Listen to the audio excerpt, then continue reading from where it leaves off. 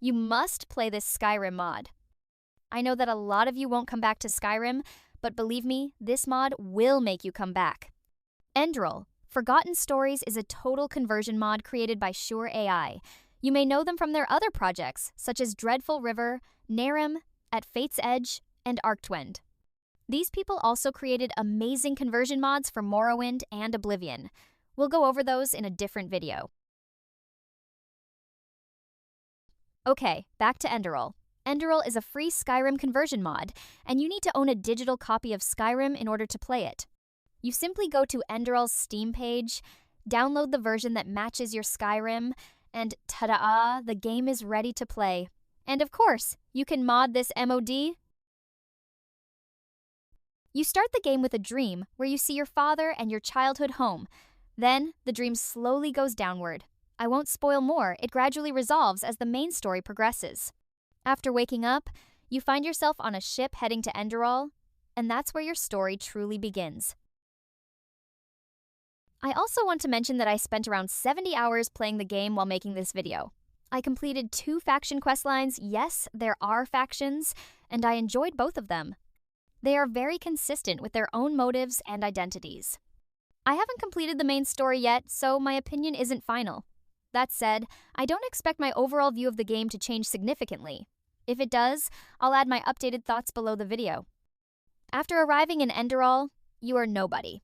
You need to climb your way up, because every encounter, even with minor enemies, feels like you're fighting for your life. This is where the game both shines and falls short. The idea that every fight feels essential is great, but the difficulty curve is not designed very well. You may craft good weapons and armor, you may be well leveled, and your build may be solid, yet a wolf can still take more than half of your health, and a mage can wipe your character out within seconds. Many other players complain about this issue, and I strongly suggest playing Enderal on 2 difficulty levels lower than what you normally use in Skyrim.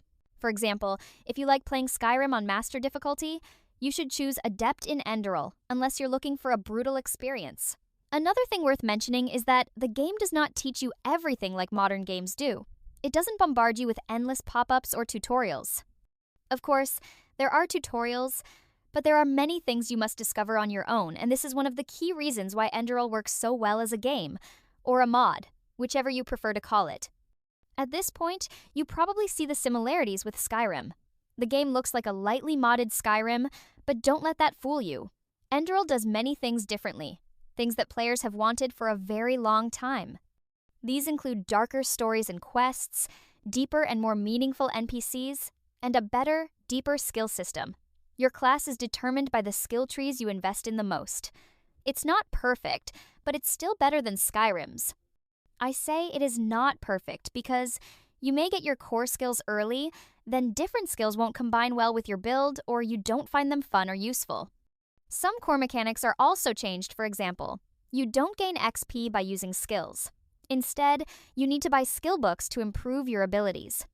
Enderal's world, called Vin, is a brand new fantasy setting where every country has its own culture, goals, and understanding of the world around them. At first, you may be overwhelmed by the lore, but quests and dialogue options quickly pull you in, and once they do, the world starts to make complete sense. Enderal has a capital city called Ark, which is also the largest city on the continent. There are also smaller settlements, various biomes, and many points of interest. The world feels more alive than vanilla Skyrim's. However, if you hate Skyrim's door-based loading screens, unfortunately this mod doesn't improve that. In fact, Ark has so many doors and loading screens that Whiterun from Skyrim feels more pleasant to walk around. You can think of Ark's design as similar to the Imperial City from Oblivion. They are quite alike.